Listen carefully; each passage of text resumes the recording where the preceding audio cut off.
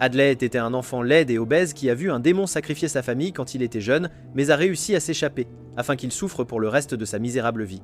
Pendant les 3 années suivantes, il passerait chaque jour à mourir de faim en cherchant Dieu, souhaitant devenir l'homme le plus fort qui soit, mais lorsque Dieu a entendu son souhait, il lui a dit d'abandonner sa famille sans valeur et morte, et qu'il serait toujours inutile pour le reste de sa vie. Cependant, Adlet s'est mis à pleurer en disant qu'il ne méritait pas de continuer à vivre alors que tout le monde avait été tué, mais après avoir entendu ces mots, Dieu lui a donné un coup de pied avec une force suffisante pour lui briser la cage thoracique, le projetant sur le sol. Alors qu'il luttait pour respirer, Dieu lui a crié de sourire avant de lui donner un autre coup de pied, disant que la seule façon de devenir plus fort est de sourire face à toute la douleur. Alors Dieu a continué de le battre jusqu'à ce qu'Adlet soit capable de sourire. Face à tout cela, au fil des ans, il a commencé à créer des armes secrètes pour briser les lois de la physique et s'est entraîné jusqu'à ce que ses os se brisent, afin qu'un jour il devienne l'un des 6 héros choisis par la déesse de la guerre et obtienne le pouvoir de vaincre le dieu démon lorsqu'il serait revenu. 4 millions d'années dans le futur, Adlet l'immortel est arrivé dans une région de Pina, tandis que les habitants continuaient leurs tâches quotidiennes. Soudain, un son tonitruant a émergé du temple, signalant la préparation d'un tournoi. Ce bruit attira la foule à l'extérieur du temple où Adlet, en tant que premier ministre, se tenait aux côtés du roi de Pina sur une plateforme surélevée. S'adressant à la foule, il annonça le début des demi-finales du tournoi rituel. Adlet a présenté le duel à venir entre le capitaine de la garde royale Bethel Pina, également connu sous le nom de Fierté de la Nation, et Quartavet Tomaso, un représentant des mercenaires de l'Ours Rouge. Il a indiqué que le vainqueur de cette bataille aurait le droit de coucher avec Nashitania, la princesse de Pina, qui avait remporté le tournoi précédent. Alors que tous attendaient chaque mot du roi en présence de la princesse et de la statue majestueuse de la déesse du destin, Adlet a fait irruption dans l'arène, défiant audacieusement les 2 guerriers. « Je suis l'homme le plus fort du monde », a-t-il proclamé devant la foule étonnée. Furieux de l'interruption, les guerriers ont ordonné aux gardes du palais de se débarrasser d'Adlet. Les gardes l'ont encerclé, mais grâce à une utilisation habile d'épingles acérées, il les a désarmés, ne laissant que les 2 guerriers debout, car ils avaient bloqué toutes les épingles dirigées vers eux. Enragés, les guerriers ont attaqué Adlet, qui a déployé un rideau de fumée qui a obscurci leur vision. Avec l'ingéniosité de ses outils, Adlet a fait preuve d'une grande prouesse au combat malgré le manque de visibilité et a réussi à vaincre les 2 guerriers. Une fois la fumée dissipée, les guerriers étaient vaincus, au grand étonnement de la foule. Après sa victoire, Adlet a célébré devant la statue de la déesse du destin, la suppliant d'être choisi comme l'un des braves des 6 fleurs. Cependant, sa célébration a été interrompue lorsque les gardes du palais l'ont capturé, et la foule autrefois confuse lui a maintenant jeté des objets avec colère alors que le soleil se couchait. Adlet, ne montrant aucun remords, a calmement fait face aux fonctionnaires du roi qui le condamnaient depuis la prison. Au milieu du chaos, une servante a recherché Adlet, excitée de rencontrer l'homme dont elle avait entendu parler. Elle s'est présentée comme sa grande admiratrice, et ils se sont serrés la main à travers les barreaux de la prison. Adlet, embarrassé mais toujours vantard de son titre autoproclamé, a accepté de parler de lui. Il a commencé par raconter son passé dans sa ville natale, la nation des lacs blancs, et comment il s'en était échappé. Il a également raconté sa rencontre avec son maître strict, Spiker, qui l'a entraîné à vaincre le dieu démon. Avec assurance, Adlet s'est de nouveau vanté des techniques que son maître lui avait enseignées, la convainquant qu'il était l'homme le plus fort du monde. La servante lui a posé des questions sur le tournoi, et il a expliqué que Cordobe de Tomaso avait remporté les demi-finales parce que le capitaine de la garde royale s'était disloqué l'épaule, mais finalement, Nashitania l'a vaincu au dernier tour. Ensuite, la servante a demandé à Adlet comment il était si certain qu'il serait choisi comme l'un des braves des 6 fleurs. Déterminé, Adlet a affirmé avec confiance qu'il était destiné à être choisi. Ensuite, ils ont discuté de la légende du sein de la fleur de l'âme, racontant comment le dieu démon est apparu sur le continent il y a 1000 ans, faisant des ravages depuis l'extrême occident. Les démons qu'il a créés ont ravagé l'Empire royal et dévasté des villages entiers. Les gens, résignés à leur sort, ont été témoins de l'arrivée d'un saint portant une seule fleur, qui a mené une bataille épique pour renvoyer le dieu démon en extrême occident après une lutte longue et acharnée. Cependant, le saint avertit que le dieu démon n'était pas mort et qu'il finirait par se réveiller à nouveau, prophétisant que 6 guerriers choisis apparaîtraient pour utiliser leur pouvoir et le renvoyer en sommeil. Les braves des 6 fleurs sont choisis dans le temple de la déesse du destin, construit par le saint de la fleur de l'âme il y a 1600 ans. Cette sélection a été faite pour la première fois il y a 1000 ans, puis à nouveau avec succès il y a 300 ans. Cependant, Adlet a informé que les démons avaient recommencé à apparaître au cours des 10 dernières années et avaient tué 2 braves potentiels. Le lendemain, Adlet a été condamné à une peine de prison à durée indéterminée. Il a été transféré dans une prison souterraine. Jour après jour, Adlet a continué son entraînement en prison. Un jour, alors qu'il était encore incarcéré, il a envisagé de s'échapper de la nation. Il a observé une lueur rouge venant de l'extrême occident qui a troublé les gens. À ce moment-là, Adlet a été choisi comme l'un des braves des 6 fleurs et a reçu la marque des braves. Peu de temps après, la princesse Mashitania, accompagnée de gardes du palais, a rendu visite à Adlet en prison, se révélant également comme l'une des braves choisies. Adlai a été surpris de découvrir que la servante qui lui avait rendu visite plus tôt était en fait la princesse Nashtania. Ensemble, Adlet et Nashtania se sont échappés de prison et ont chevauché vers l'ouest à travers le continent pour rencontrer les autres braves, embarquant pour un long voyage. Après avoir quitté, ou plutôt fui, le palais de Pina, Adlet et Nashitania ont fait un arrêt en chemin vers la terre des démons hurlants pour récupérer une boîte pleine d'outils. Le soleil se couchant, ils ont continué leur voyage hors de Pina, laissant le palais loin derrière une bonne fois pour toutes. Le lendemain matin, ils ont traversé un verger, un paysage qui a fasciné Nashitania, qui a admis qu'elle n'était jamais sortie du palais auparavant. Ils ont rencontré plusieurs moissonneurs, et Nashitania s'est servi de fruits dans leur panier, ainsi que des chevaux, sans se soucier du paiement.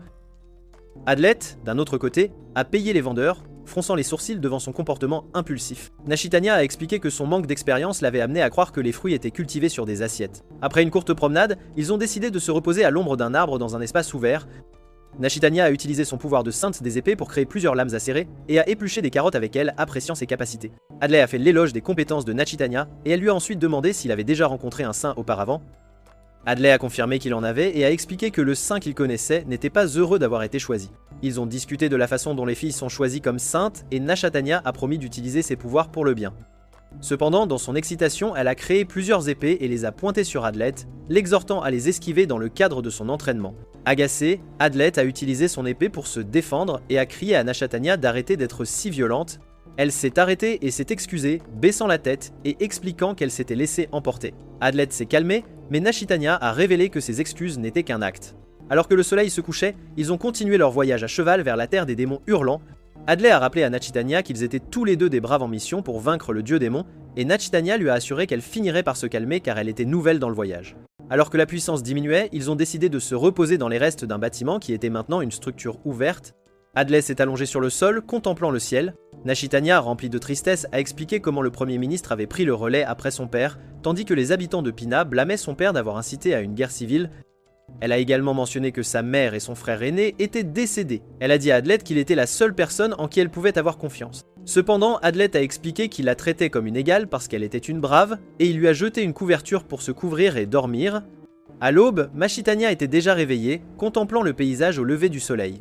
Quand Adlet s'est levé, ils ont brièvement parlé, tripotés d'énergie et de détermination pour vaincre le dieu démon. Ils ont continué leur voyage vers le temple à cheval. En chemin, Nashitania a parlé à Adlet de son fidèle serviteur, Goldov Iwara, chef des Cornes Noires de Pina, qui avait quitté la nation il y a 6 mois à la recherche du tueur des braves. Elle a expliqué qu'elle n'avait pas eu de nouvelles de lui depuis 6 semaines, plaisantant que le tueur des braves l'avait peu être déjà tué. Cependant, elle a fait valoir que Goldov serait certainement vivant car il était fort et s'était battu facilement lors du tournoi précédent. Nashitania a également informé Adlet de la disparition de Rolonia, la prêtresse du soleil, qui était dotée d'un grand pouvoir mais qui était maintenant vieille et incapable. Adlet n'était pas sûr de croire si elle avait été enlevée par le tueur des braves ou non. Après avoir voyagé à cheval pendant 10 jours, ils ont traversé un pont qui les a fait sortir de Pina vers la nation de Gwempir à Ganbania. Pendant qu'ils voyageaient, Adlet a expliqué que son maître lui avait tout appris sur les démons et leurs capacités, l'avertissant que les démons commenceraient bientôt à apparaître. En entendant cela, Nashitania est devenue nerveuse, mais Adlet a fait une expression enjouée pour la rassurer. Soudain, une famille est sortie de la forêt sur le chemin où ils marchaient, les informant des démons qui avaient attaqué des villageois et avaient laissé leur petit enfant derrière. Troublés, ils se sont tous deux dépêchés avec leurs chevaux dans la direction indiquée par les villageois, trouvant plus de villageois attaqués par des démons à leur arrivée. Adlet est rapidement passé à l'action, affaiblissant les démons avec ses outils tandis que Nashitania les battait avec ses épées. Après avoir vaincu tous les démons, Adlet a complimenté Nashitania sur ses compétences. Ils sont tous les deux retournés aider les villageois à emballer leurs affaires. Cependant, les villageois ont informé Adlet d'une fille voyageuse qui avait séjourné dans leur village. Adlet a monté son cheval et a décidé d'aller au village à sa recherche, demandant à Nashitania de rester derrière pour protéger les villageois. Inquiète, Nashitania a essayé de l'arrêter, mais d'autres villageois sont arrivés, bloquant son chemin. En arrivant au village, Adlet a remarqué une grande fougère qui avait été renversée et a décidé d'enquêter sur ce qui aurait pu la causer. Il repère une balle en forme de croix recouverte de poudre à canon se déplaçant plus loin dans le village. Puis il a vu une fille aux cheveux blancs portant un bandeau et un cache-œil sauvant un chien. Surpris par son calme, il s'est approché pour lui parler. Mais elle a immédiatement pointé son arme sur lui, lui demandant s'il avait l'intention de la tuer. Il s'est présenté comme l'un des 6 braves et remarquant la marque brave au dos de sa main, s'est également identifié comme Flemis Pidro. Il a tiré un coup de feu dans le rocher derrière lui, ce qui a fait sursauter le cheval. A de nouveau demandé à Adlet s'il était venu pour la tuer tout en gardant son arme pointée sur lui. Pendant ce temps, Nashatanya avait vaincu tous les démons et sécurisé tous les villageois. À ce moment-là, un homme à cheval s'est approché d'elle, se révélant être Goldof. S'inclinant devant la princesse, il lui a dit qu'il était venu pour l'aider. Goldof a salué respectueusement Nashatanya, l'informant qu'il avait également été choisi comme l'un des braves. Il a raconté sa rencontre avec le tueur présumé de braves, Frémy, décrivant son apparence. Il a expliqué que Frémy était une figure énigmatique et dangereuse. À son retour, Goldilb a mis à jour Nashtanya sur ses enquêtes sur le tueur brave, maintenant identifié comme Frémy. Frémy a pointé son arme sur Adlet, le blâmant pour ce qu'elle avait entendu parler de lui. Un homme qui a utilisé des outils au lieu de la force brute dans le tournoi, impliquant la lâcheté. Adlet a répondu avec confiance, proclamant qu'être le plus fort ne concernait pas seulement la force physique, mais aussi l'intelligence et la capacité stratégique. Il a rejeté l'accusation de lâcheté, défendant l'utilisation d'outils comme une démonstration de son ingéniosité. Adlet a mentionné Nashtanya et son rôle de sainte de l'épée, soulignant son habileté comme l'une des braves. Cependant, Frémy a décidé de revenir et de rencontrer les autres braves à ses propres conditions, demandant à Adlet d'informer Nashtanya de son intention d'affronter seul le dieu démon. Surpris par l'existence d'un saint pistolet, Adlet a tenté d'interroger Frémy, mais elle a tiré un coup de feu près de lui, faisant s'emballer son cheval. Alors qu'Adlet essayait de calmer le cheval, Frémy s'est faufilé dans la forêt. Curieux de savoir pourquoi elle évitait les autres braves, Adlet l'a poursuivi après avoir emballé sa boîte pleine d'outils et renvoyé son cheval avec un message pour Nashtanya. Il l'a finalement rattrapé au milieu des arbres de la forêt, tous deux haletant après la poursuite épuisante. Frémy a exigé de savoir pourquoi il l'avait suivi, mais Adlet n'a pas donné de réponse claire. Cela l'a incité à lever son arme vers lui. Adlet a tiré son épée et lui a crié, expliquant la nécessité de s'unir pour vaincre le dieu démon. Malgré ses menaces de le laisser tranquille, Adlet a persisté et a obscurci sa vision avec un écran de fumée, attrapant rapidement son sac plein de poudre à canon. Frémy, agacé, a pointé son arme sur Adlet alors qu'il bloquait sa visée avec le sac. Adlet a menacé de fuir avec un sac si elle ne le suivait pas, la menant vers la terre du démon hurlant, où résidait le dieu démon et ses sbires. Finalement, à contre-cœur, elle a baissé son arme et l'a suivi. Adlet, la regardant à travers un petit miroir dans ses mains, a soupiré de soulagement de la voir se conformer. Pendant ce temps, Nashtanya et Goldov étaient occupés à combattre les ennemis qu'ils rencontraient en cours de route, qui semblaient augmenter en nombre, mais ils ont réussi à les vaincre un par un. Lorsque le cheval est revenu avec le message d'Adlet, il a informé Nashtanya qu'il avait rencontré un nouveau brave et lui a demandé de continuer vers leur destination. Ils se sont dépêchés sur leurs chevaux vers la terre du démon hurlante, où ils rencontreraient les autres braves. En chemin, Nashtanya a complimenté Adlet pour être mystérieux, ce qui a rendu Goldov un peu triste et jaloux alors qu'il parcourait les sentiers forestiers. Le jeune homme à son tour a essayé de converser avec Frémy, qu'il a averti de ne pas lui parler, se révélant être le saint du pistolet.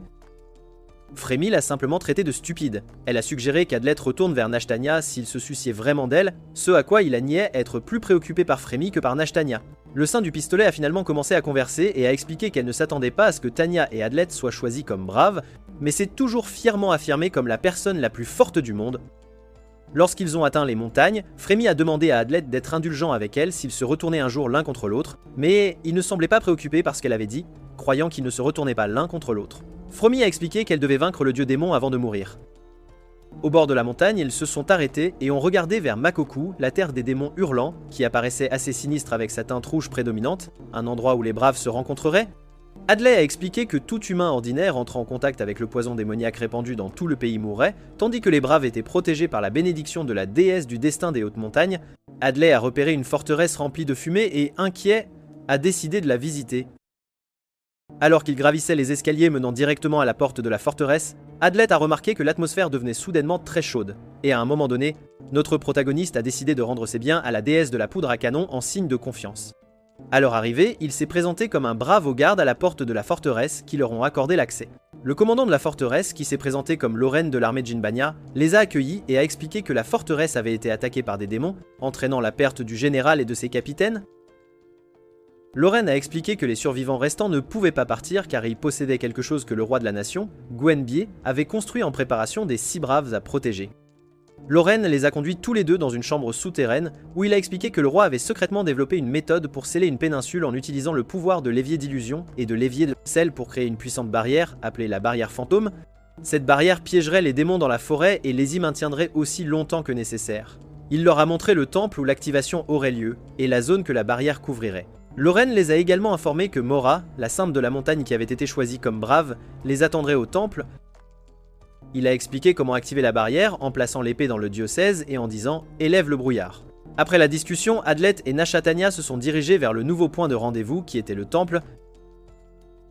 Sur le chemin du temple, Nashitania a soudainement attaqué Frémy depuis une position cachée. Nashitania a tiré ses épées, mais Adlet l'a repoussé et a aidé à éviter l'attaque. Goldov a également essayé de retenir Frémy, mais elle a réussi à le faire tomber au sol. Adlet a réagi en jetant du sable dans ses yeux, ce qui a limité sa vision et ses mouvements. Frémy a rapidement tiré vers Nashitania, mais Adlet a jeté une pierre qui a dévié la balle, réduisant son impact. Frustré, Adlet leur a crié d'arrêter leurs attaques, expliquant qu'elle n'était pas leur ennemie, mais aussi une brave. Avec une grande force, il a enlevé son gant, leur révélant sa marque. Confus, il a exigé de connaître la raison de son attaque.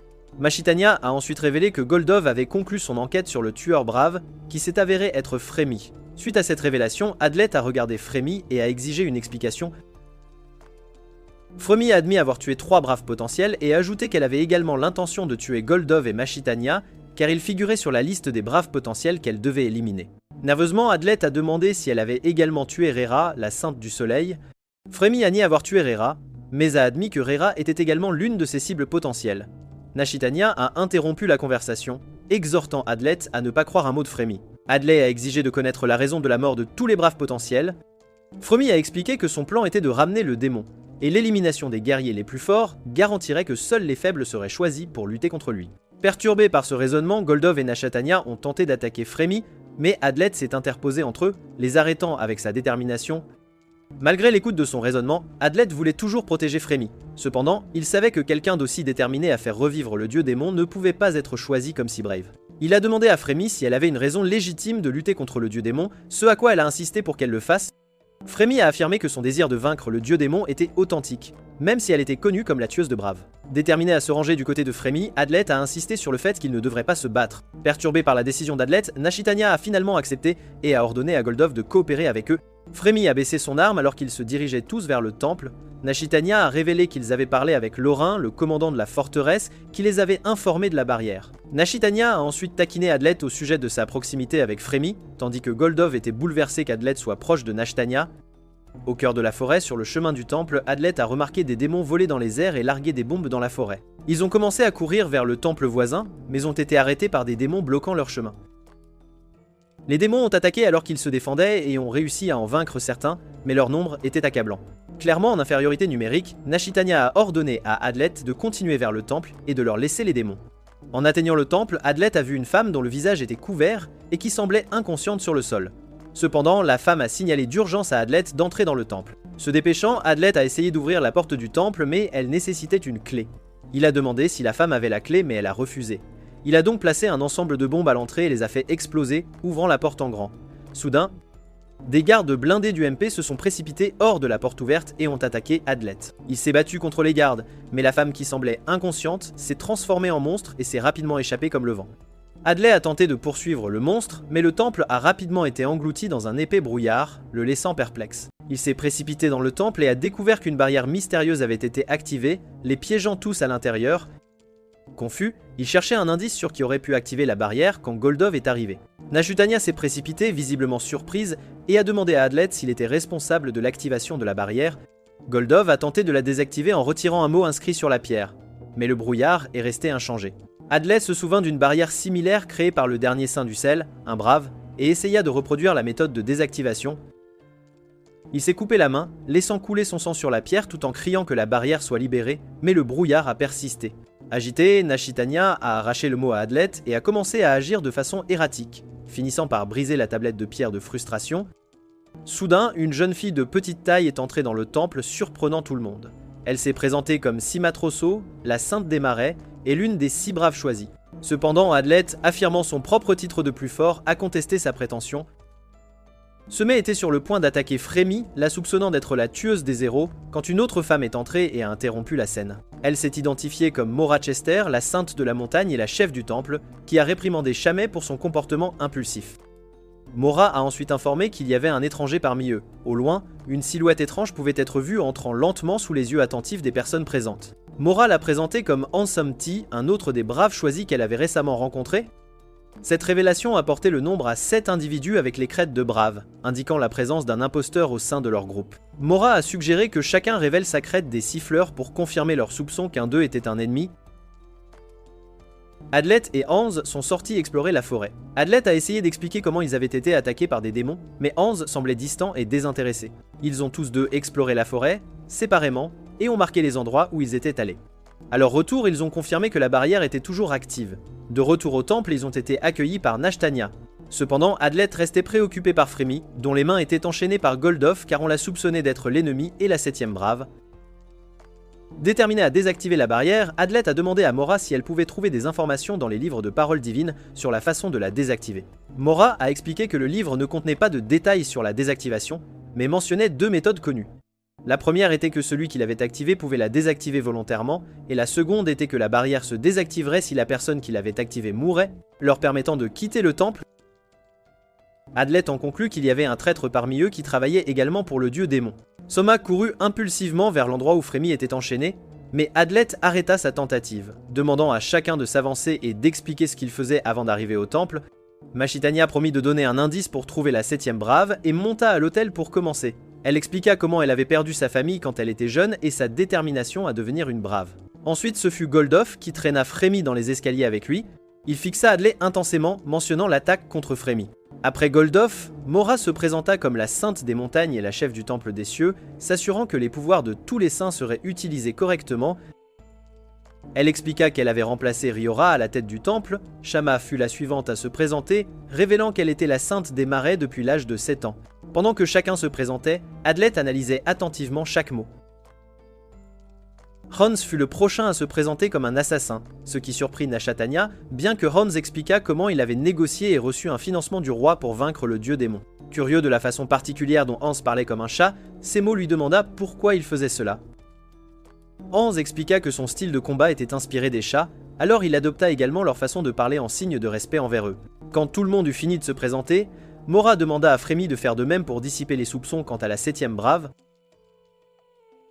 À contre-cœur, Frémy accepta et demanda à Mora de retirer le cache, œil et le couvre-chef. Cela révéla une corne sur sa tête et un autre œil ressemblant à celui d'un démon enflammé, stupéfiant tout le monde. Frémy expliqua qu'elle était née il y a 20 ans de l'union entre un humain et un démon. Elle raconta comment les démons s'étaient infiltrés dans le monde humain pour créer un pion qui combattrait et vaincrait les braves pendant la renaissance du dieu démon. Elle affirmait être ce pion, la fille d'un démon et d'un humain, dont le père humain avait été tué après que sa mère soit tombée enceinte d'elle. Élevée par des démons, elle devint la sainte de la poudre à canon au pays des démons hurlants, se renforçant pour accomplir la volonté de sa mère de promouvoir la renaissance du dieu démon.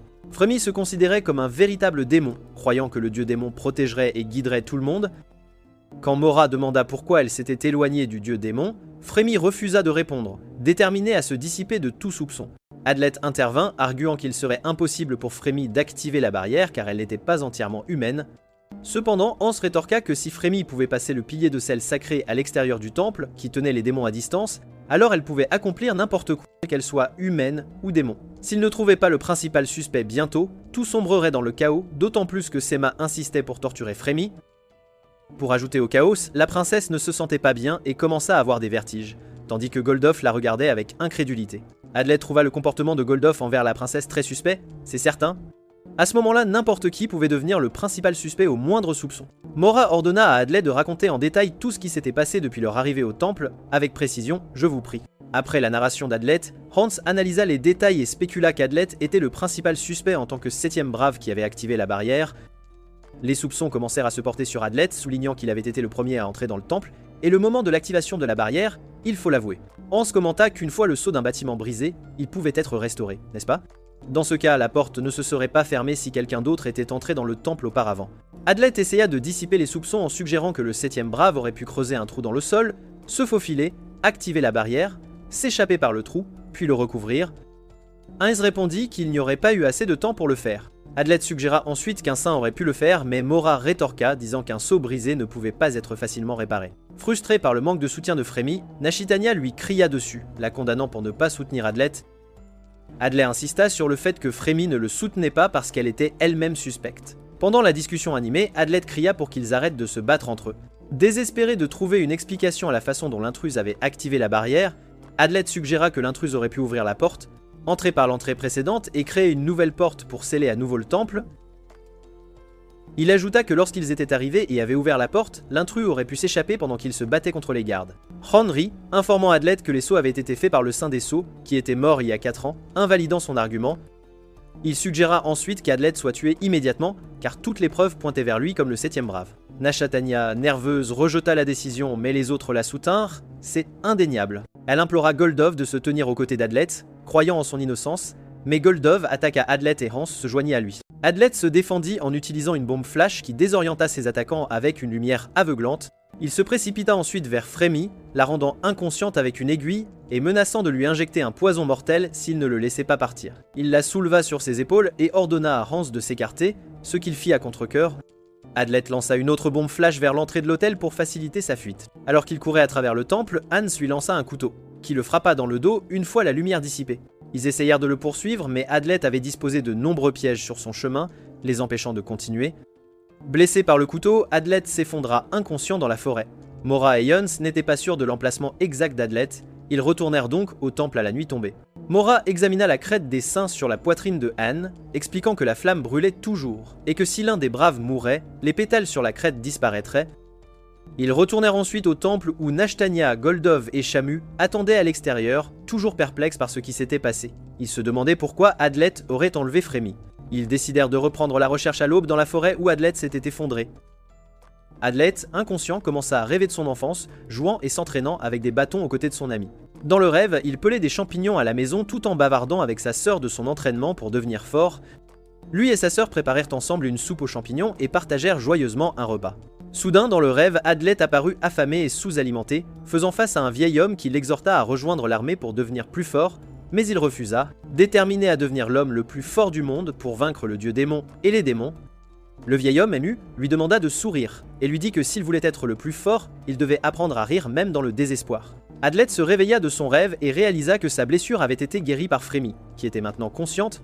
Frémy expliqua qu'elle ne l'avait aidé que parce qu'elle était sûre à 99% qu'il était le 7e brave, mais pas complètement certaine. Dans la forêt, entourée par la nature, Adlet tenta d'allumer un feu en utilisant du bois sec et une pierre pour créer des étincelles, mais il échoua. Frémy remarqua ses vains efforts et l'aida à allumer le feu en utilisant de la poudre à canon créée à partir de sa paume. Alors qu'ils discutaient, ils remarquèrent que l'air était plus froid par rapport au début de la matinée. Et Frémy expliqua que c'était dû à la barrière de sel autour du temple, conçue pour empêcher les démons d'entrer. Ils examinèrent tous les deux les informations sur la façon dont la barrière avait été brisée, analysant chaque détail pour trouver des indices. Ils en conclurent qu'il devait y avoir 2 ennemis. L'un d'eux étant le 7e brave, tandis que l'autre s'infiltrait dans le temple et activait la barrière pour les y attirer. Après avoir spéculé, Adlet demanda à Frémy de se joindre à lui dans cette recherche pour démasquer le véritable imposteur. Cependant, Frémy refusa d'aider, ce qui ne fit que renforcer la détermination d'Adlet à trouver le 7e brave, se souvenant des paroles de son maître sur le fait de rire dans le désespoir. Au milieu de la forêt et par une nuit noire, alors qu'Adlet gardait un sourire confiant, croyant qu'il était l'homme le plus fort, Frémy, surprise, exigea de savoir pourquoi il voulait être l'un des 6 héros. Adlet fut surpris que Frémy se soit intéressée à lui pour la première fois, car elle ne s'intéresse jamais à personne.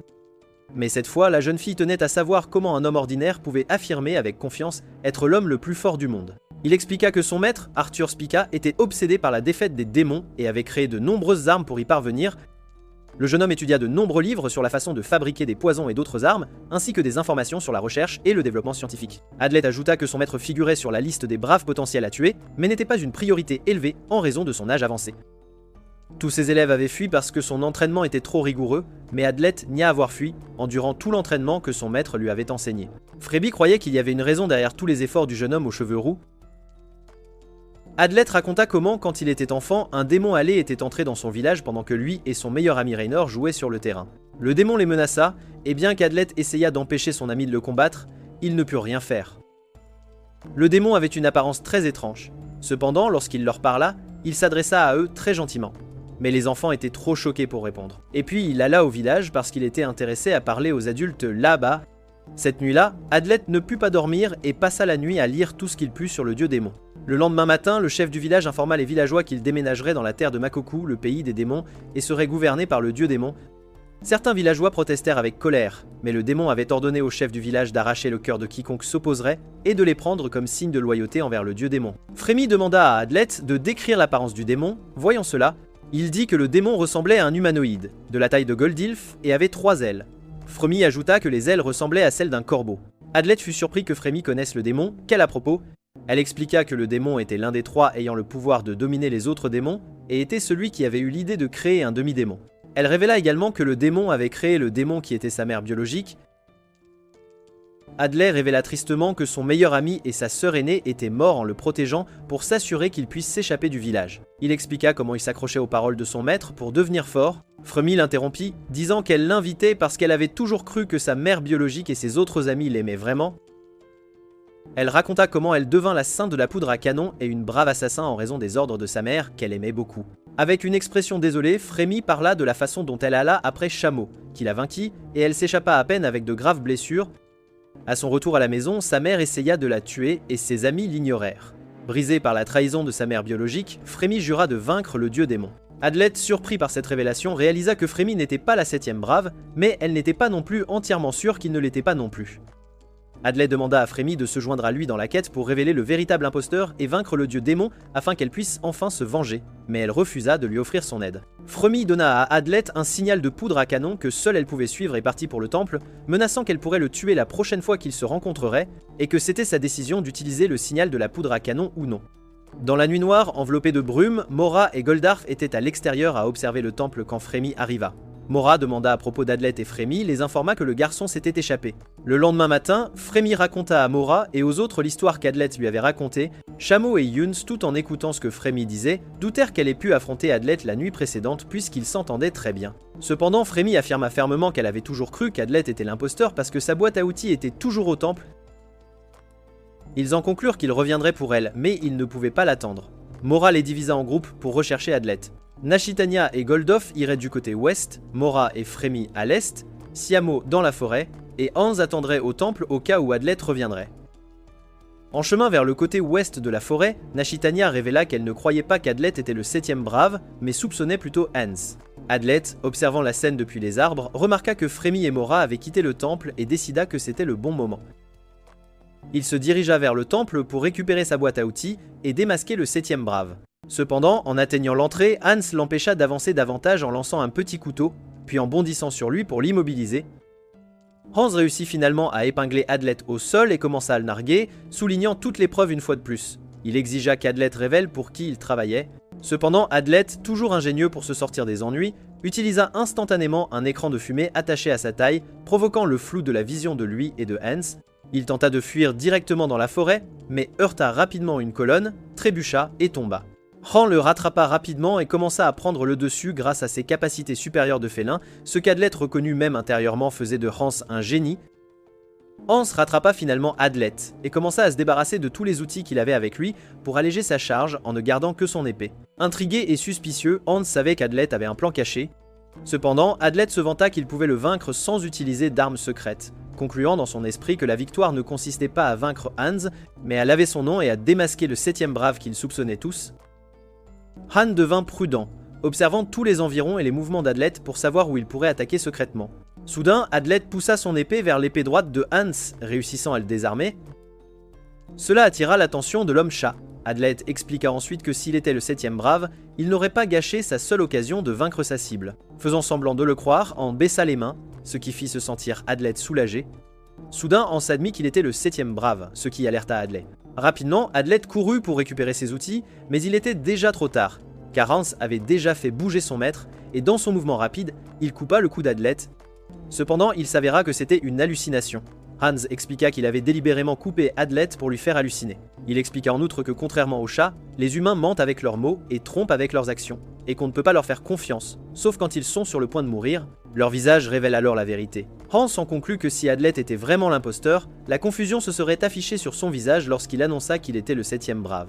Au lieu de cela, Adlet sembla sincèrement soulagé, ce qui amena Hans à conclure qu'Adlet n'était pas l'imposteur. Soulagé que Hans le croie, Adlet récupéra ses outils et revêtit ses vêtements. Ils déclarèrent qu'ils retourneraient au point de départ pour trouver le véritable 7e héros. Dans la partie orientale de la forêt où Mora et Fremy se dirigeaient, Adlet avait passé la nuit à se remettre de ses blessures.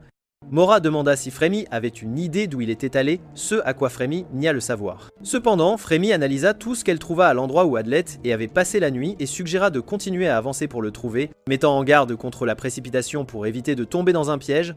Mora essaya de gagner la confiance de Frémy en déclarant qu'elle croyait que Frémy n'était pas la 7e brave. Cependant, Frémy l'informa de certains villageois qui avaient été emmenés par des démons dans les terres des démons hurlants, ce qui fit ressentir à Mora de la culpabilité, car elle était au courant de l'incident mais manquait de preuves. Donc il ne fut pas enquêté. Frémy rassura Mora, déclarant que ce n'était pas de sa faute et qu'elle ne devrait pas s'en vouloir. Mora se confia à Frémy au sujet de ses sentiments chaleureux envers Adlet et lui rappela qu'Adlet était le 7e brave et devait être tué immédiatement s'il était vu. Cependant, Frémy l'informa qu'elle reconnaissait Adlet comme l'ennemi et n'hésiterait pas à le tuer si nécessaire. Pendant ce temps, Nashitania et Goldof étaient à l'endroit où les 6 braves finiraient par se rassembler, c'est logique. Nashitania essayait de rassembler toutes les preuves possibles pour prouver que Hans n'était pas le 7e héros, mais Goldof essaya précipitamment de la convaincre qu'Adlet était l'ennemi. Aveuglé par la jalousie, Goldof cria sur Nashtania, lui demandant pourquoi elle était si préoccupée par Adlet. Nashtania lui rappela qu'ils étaient en mission pour vaincre le dieu démon et ne devraient pas se laisser aveugler par l'affection. Elle admit qu'elle avait toujours su pour les sentiments de Goldof envers elle, mais n'avait pas le temps de s'en occuper à ce moment-là. Il faut dire, se calma et s'excusa pour son comportement. Dans le temple, Hans essayait de trouver une voie d'évacuation cachée parmi les murs, mais il n'en trouva aucune, car le sceau était parfait, c'est exact. Adlet essayait de trouver un outil dans sa boîte à utiliser et à démasquer le 7e. Le brave Hans expliqua que si Adlet mourait, Frémy serait la prochaine suspecte. Adlet vaporisa des produits chimiques sur l'autel. Han demanda ensuite comment la barrière avait été activée, car on ne lui avait jamais dit comment cela se ferait. En fait, soudain, il se souvint que les seuls à savoir comment activer la barrière étaient Frémy, Mora et Goldof. À ce moment précis, ils remarquèrent une énorme créature passer l'entrée du temple. Ils se précipitèrent pour voir ce que c'était et trouvèrent Chameau dehors. Hans essaya d'expliquer à Chameau qu'Adlet n'était pas l'ennemi, mais Chameau n'écoutait pas et commença à les attaquer, crachant des liquides qui se transformaient en démons. Adlet et Hans tentèrent de courir vers la forêt, mais ils furent bloqués par les démons. Alors qu'Adlet et Hans abattaient les démons, ils se régénéraient et les encerclaient. Chameau ordonna à Hans de tuer Adlet, disant que si la barrière était désactivée, elle n'aurait pas à le tuer aussi. Les démons émergeant du vomi dégoûtant de Chameau encerclaient Adlet et Hans. Ils décidèrent qu'il était temps de se surveiller mutuellement et commencèrent à travailler ensemble pour tenter d'échapper indemnes à cette situation. Ils réalisèrent vite que quelle que soit l'attaque tentée, les démons se régénéraient toutes les 60 secondes sans faute. Adlet suggéra à Hans d'approcher la petite Chameau pour l'attaquer, ce à quoi Hans acquiesça, estimant que c'était le bon moment. Cependant, les alliés de Chameau la protégèrent pendant qu'elle semblait apprécier la situation à distance, réalisant enfin quelque chose qu'elle désirait depuis longtemps, torturer les garçons. La seule solution qui leur restait était d'attaquer la jeune fille. Adlet lança Hans vers Chameau et ils réussirent enfin à la capturer, lui bâillonnant la bouche et lui liant les mains et les jambes. Ils ramenèrent ensuite Chameau au temple sans hésiter. Dans le temple, Adlet demanda à Chameau si elle savait quelque chose de la barrière avant leur arrivée, mais elle le nia. Pendant ce temps, Mora et Frémy se précipitent vers le temple. Frémy croit fermement que Chameau n'a pas pu perdre. Hans et Adlet laissèrent Chameau ligoter sur l'autel et se dirigèrent vers la forêt. Adlet expliqua comment Frémy l'avait délibérément laissé partir. On mentionna que Frémy était la personne la plus susceptible d'être soupçonnée d'être la 7e brave. Hans avertit qu'il ne devrait pas contacter Frémy car elle vit dans le monde des ténèbres et considère tout le monde comme des ennemis. Notre protagoniste admet que tout ce que Hans a dit pourrait être vrai, mais continue d'avancer pour trouver Frémy, coûte que coûte. Hans avertit Adlet et lui rappela que Frémy le détestait vraiment, l'exhortant à être prude dans la forêt. Cependant, Adlet décida de prendre le risque et s'aventura seul pour essayer de la rencontrer. Il finit par laisser tomber la poudre à canon que Frémy lui avait donnée la nuit précédente sur le sol, ce qui lui signala immédiatement de s'arrêter brusquement. Malgré leurs vastes différences, il garde l'espoir, au plus profond de son cœur, qu'elle ne le déteste pas vraiment. Pourtant, il se souvient de ses avertissements selon lesquels, s'ils se rencontraient à nouveau, elle le tuerait. Pendant ce temps, Mora arrive au temple et réprimande Chameau et Hans pour avoir laissé Adlet s'échapper, croyant qu'il avait tout sous contrôle. L'homme bête informa Mora qu'il ne croyait pas qu'Adlet était le 7e brave et expliqua que notre protagoniste avait découvert le complot du 7e dans la forêt. Frémy, conversant avec notre protagoniste dans la forêt, affirma que la barrière n'avait pas été activée avant qu'il n'entre dans le temple. Elle demanda rhétoriquement si Lorraine, la commandante de la forteresse, avait collaboré avec le 7e brave depuis le début. Adlet expliqua que le 7e avait probablement utilisé Lorraine pour mentir sur la façon dont la barrière avait été activée, utilisé des démons pour les attirer au temple et couvert la zone de brouillard pour leur faire croire que la barrière avait été activée. Il ajouta que la barrière ne s'était pas activée lorsqu'il avait ouvert les portes du temple et que le 7e brave avait fait croire que le temple était une pièce scellée pour l'accuser. Pendant ce temps, Nashitania et Goldof recherchaient également des preuves pour prouver que Hans était l'imposteur, à coup sûr. Adlet pensait que Hans n'était pas le 7e brave car il avait eu de nombreuses occasions de le tuer mais ne l'avait pas fait. Frémy répondit que seuls les saints du brouillard pouvaient couvrir une zone de brouillard. Plus tard, Frémy révéla que les pieux enfouis autour de la forêt étaient utilisés pour activer la barrière et expliqua qu'un seul type de barrière pouvait être activé à cet endroit dans le temple. Ammons essaya de convaincre Mora qu'Adlet n'était pas le 7e brave, soulignant qu'il avait eu de nombreuses occasions de le tuer mais ne l'avait pas fait. Cependant, Mora croyait fermement qu'Adlet était le 7e brave et était déterminé à le trouver. Pensant que Hans et Nashtania avaient été dupés par ses mensonges, c'est certain, Frémy rétorqua en disant que les preuves d'Adlet n'étaient pas plausibles, et elle ne le croyait pas. Adlet commença à réfléchir à un moyen de rencontrer Nashtania, pensant qu'elle était la seule qui lui ferait confiance. Frémy commença à fabriquer une bombe à poudre, mais s'arrêta lorsqu'Adlet expliqua qu'elle serait la prochaine suspecte s'il venait à mourir, surprenant Frémy par ses efforts continus pour la protéger. Pendant ce temps, Nashitania et Goldoff marchaient dans la forêt, réfléchissant à la façon dont Adlet semblait différent des autres. Dans la forêt, Adlet parla avec Frémy ayant l'intention de lui faire croire qu'il n'était pas le 7e brave, en quelque sorte. Bien que Frémy ait admis qu'elle avait commencé à lui faire confiance, elle pointa son arme sur lui sans hésitation, exigeant de savoir pourquoi il l'avait toujours protégé et pourquoi il ne l'avait jamais soupçonné. Adlet donna une raison à moitié sincère, mais Frémy insista pour qu'il soit honnête avec ses mots. Dans ses pensées, Adlet se souvint de la façon dont il l'avait utilisé pour s'échapper du temple, un moment où ils avaient eu une conversation sincère. Finalement, il décida de lui dire la vraie raison. Adlet commença à expliquer comment il avait essayé de réprimer ses émotions pour devenir plus fort et combattre leurs ennemis, mais il n'y était pas parvenu. Frémy répondit en disant qu'elle avait réussi à négliger ses émotions, ce qui lui avait permis de survivre et de chercher à se venger du dieu démon. Adlet confessa ses sentiments à Frémy, lui disant qu'il l'aimait depuis leur rencontre et qu'il venait de le réaliser, et que tout ce qu'il avait fait jusqu'alors était d'essayer de la protéger. Frémy, confuse et surprise, relâcha son emprise sur l'arme, mais refusa d'accepter ses raisons. Elle se retira ensuite disant qu'elle n'avait nulle part où aller après avoir vaincu le dieu démon. Cependant, Adlet, fier d'être l'homme le plus fort du monde, lui proposa de lui créer un foyer aimant. D'abord déconcerté, Frémy réfléchit profondément à ses paroles, mais leva ensuite la tête et lui tira dessus, concluant la scène en déclarant qu'elle était maintenant certaine qu'ils seraient ennemis. Goldoff et Nashatania entendirent les coups de feu et se dirigèrent rapidement vers la zone d'où ils provenaient.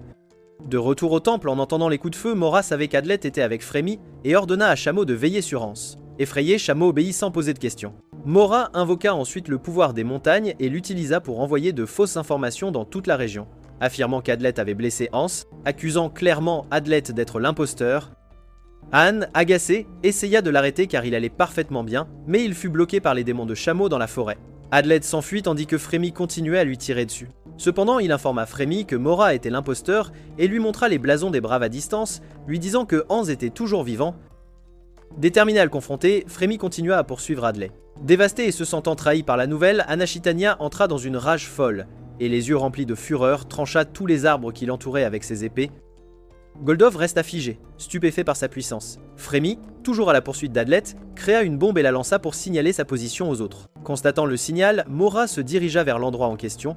Alors qu'Adlet courait avec sa boîte sur le dos, il demanda à Frémy de vérifier le temple et de confirmer que Hans était indemne pour prouver que Mora mentait. Cependant, Frémy resta résolue, expliquant qu'elle était certaine qu'il était le 7e brave. Elle lança ensuite des bombes sur l'homme le plus fort du monde, qui esquiva leurs effets et riposta en lançant des aiguilles qui finirent par la frapper. Adlet exigea de savoir pourquoi elle ne le croyait pas.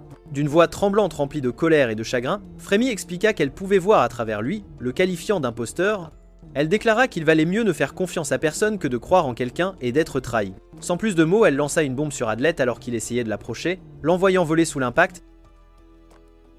Avec cette réponse, Adlet réalisa que ce n'était pas que Frémy ne voulait pas croire, mais qu'elle avait choisi de ne pas le faire à cause de la trahison de sa mère et des démons. Les démons de Chameau commencèrent à s'approcher d'Adlet lorsque Mora arriva sur les lieux et lui asséna un coup puissant. Adlet réussit tant bien que mal à esquiver l'attaque. Ils échangèrent des coups à plusieurs reprises, jusqu'à ce qu'Adlet contre-attaque Mora avec quelques-uns de ses stratagèmes, créant un écran de fumée et apparaissant seul devant Frémy. Frémy alerta Mora, qui se précipita vers eux et était sur le point de frapper Adlet lorsque Frémy tira un coup de feu dans le sol entre eux. Cela fit cesser l'attaque de Mora, déclarant que l'homme le plus fort du monde s'était rendu. Adlet s'agenouilla et demanda ensuite à Mora si Hans allait bien. Mais elle continua à mentir, disant que le jeune homme chat était grièvement blessé à cause de lui, vraiment. Adlet informa Mora que Frémy était innocente et qu'il avait des preuves pour le prouver. Étonné par ces paroles, Frémy le regarda avec surprise. Adlet lui montra un testeur chimique préparé par son maître pour détecter toute trace d'eux et demanda une balle à Frémy, qu'elle accepta de lui donner. Il vaporisa le produit chimique sur la balle qui s'illumina d'un rouge vif, indiquant qu'elle avait été manipulée par Frémy avant qu'elle ne la lui donne. De plus, il expliqua qu'il avait vaporisé quelqu'un sur l'autel et qu'il n'avait constaté aucune réaction, concluant que Frémy n'avait jamais touché l'autel, prouvant son innocence et qu'elle n'avait pas activé la barrière. Frémy, profondément ému par tout ce qu'Adlet avait fait pour prouver son innocence, resta sans voix et continua à lui confesser son amour. Pendant ce temps, agacée par tout ce qu'elle entendait, Mora tenta d'attaquer Adlet une fois de plus, mais Frémy intervint et lui tira dessus. Croyant maintenant en Adlet, Frémy essaya de le protéger, quand soudain Nashitania apparut de l'ombre et les attaqua, menaçant l'homme le plus fort du monde de mettre fin à sa vie, déclenchant une nouvelle vague de chaos. Nashitania, furieuse, chargea Adlet avec l'intention de le tuer tandis que Frémy essaye de le protéger. Goldof est désemparé par la raison pour laquelle la jeune fille aux cheveux blancs le défend et Mora crie qu'Adlet les a trompés, tout simplement. Frémy a du mal à convaincre Nashitania qu'Adlet n'est pas leur ennemi, soulignant les blessures d'Adlet et suggérant subtilement que Mora pourrait les tromper. En réponse, Nashitania affirme que Hans est grièvement blessé, impliquant subtilement qu'Adlet est l'imposteur malgré les supplications de Frémy. Consumé par la colère, Nashitania ne tient aucun compte et reconnaît que l'homme le plus puissant du monde est dangereux. Incapable de raisonner avec eux, Frémy ordonne à Adlet de fuir vers le temple car la rage de Nashitania a obscurci son jugement. Cependant, Mora ordonne à la princesse de poursuivre son attaque et Nash lance plusieurs épées en forme de V vers Adlet. Frémy intervient en tirant sur les épées, ce qui amène Nashitania à en former de nouvelles à partir du sol. Frémy contre-attaque en lançant des bombes sur les épées, les détruisant. Nashitania est prise dans l'explosion et se retire dans les flammes au milieu de la fumée brûlante. Goldof, exaspéré par les coups de feu, tente d'attaquer Adlet. Tout d'un coup, Frémy intervient, poussant Nashitania hors de la confrontation. Elle signale ensuite à Adlet de s'échapper vers le temple pour trouver Hans, croyant que Hans peut résister à Mora et Goldof. À contre-cœur, Adlet court vers le temple, Frémy le suivant immédiatement après. À ce moment-là, Frémy est distraite et Mora charge vers elle, finissant par lui porter un coup qui l'affaiblit. Arrivant au temple, Adlet appelle Hans mais ne le trouve pas. Nashitania atteint Adlet en premier et attaque, mais l'homme le plus fort du monde déploie rapidement une bombe fumigène et se précipite dans la forêt. La princesse le poursuit, envoyant de multiples attaques à l'épée qui le frôle 2 fois alors qu'il tente de les esquiver. Malgré ses efforts, une épée perce profondément son estomac, causant une blessure grave. Adlet s'affaiblit et trébuche. Lorsque Nashitania finit par le rattraper, il tente de raisonner avec elle, croyant qu'elle lui ferait toujours confiance en tant que son véritable ami. Cependant, Nashitania ne montre aucune pitié et tente de lui percer le cœur. Alors qu'Adlet commence à ressentir le froid de la perte de sang, il se souvient soudain de quelque chose. Déterminée à en finir, Nashitania, le regardant avec un regard froid, est sur le point de lui poignarder le cœur avec ses épées lorsqu'il bloque avec ses mains, qu'elle perd ce faisant. Utilisant le dernier de ses forces, Adlet retourne la princesse, la claque au sol et brise son épée. Puis, Adlet s'enfuit, et quand Goldof arrive pour aider Nashitania, elle lui ordonne avec colère de poursuivre Adlet. Alors qu'Adlet marche dans la forêt, il commence à laisser tomber tous les outils sur son corps, y compris sa boîte, sur le sol, et commence à rassembler toutes les pièces du puzzle. Lorsque Goldof l'attaque et le jette dans la zone où se trouvent les cadavres des démons qu'ils ont combattus, Nashitania et Mora, qui ont Frémy en otage, retrouvent Goldof. La princesse ordonne à Goldof de tuer Adlet, mais Goldof refuse car il insiste pour obtenir des informations d'Adlet. À ce moment-là, un de ses chameaux entre en scène, surprenant Nashitania, qui commence à s'excuser auprès d'Adlet de l'avoir attaqué et de s'être méfié de lui. Mora avoue qu'elle avait menti pour que les autres tuent Adlet, qu'elle croyait être l'imposteur. Malgré ses graves blessures, Adlet se vante d'être l'homme le plus fort du monde avec de la chance de son côté et décide de révéler le complot de l'imposteur. Il explique qu'on leur a donné une fausse méthode pour activer la barrière et que la barrière s'est en fait activée après son entrée dans le temple.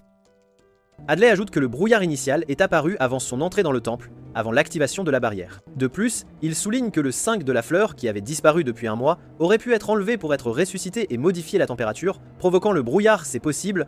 Il blâme le 7ème qui aurait reçu son signal pour tuer le saint et baisser la température. Il ajoute que le 7ème a dû approcher la barrière innocemment pour éviter les soupçons et l'a activée sans que les autres ne s'en rendent compte, c'est certain. Alors, Hans commence à chercher le corps du saint et finit par trouver un cadavre à l'intérieur d'un démon mort non loin de l'endroit où il se trouvait. Surpris par le corps du saint, Mora tombe à genoux et accepte enfin qu'Adlet n'est pas l'imposteur. Soulagé, l'homme le plus fort du monde s'effondre, souriant comme son maître le lui a appris, maintenant que la vérité est connue. Maintenant, tout le monde est curieux de savoir qui est le véritable 7ème brave. Adlet, allongé sur le sol de la forêt, s'apprête à révéler l'identité du 7ème brave qui les a guidés, en quelque sorte. Tous les soupçons se portaient sur Mora, et bientôt il l'encerclèrent, restreignant ses mouvements sur ordre de la princesse. Adlet entama un processus mental de collecte et d'analyse des preuves dans l'intention de démasquer Mora en tant que 7ème brave, tout simplement. Il considérait Mora comme la principale suspecte et exclut Frémy et Nashitania comme possible imposteurs. De même, il exclut Hans, qui avait aidé à découvrir le plan du 7ème brave, laissant Goldof et Chameau en dehors de ses soupçons. Cependant, à ce moment-là, Chameau fit une révélation surprenante en déclarant que Mora n'était pas le 7ème brave. Elle présenta 2 tablettes de pierre qu'elle prétendait avoir trouvées sous le plancher de l'hôtel lors de ses fouilles. Dans une boîte qu'elle découvrit contenait des objets correspondant aux 2 tablettes de pierre.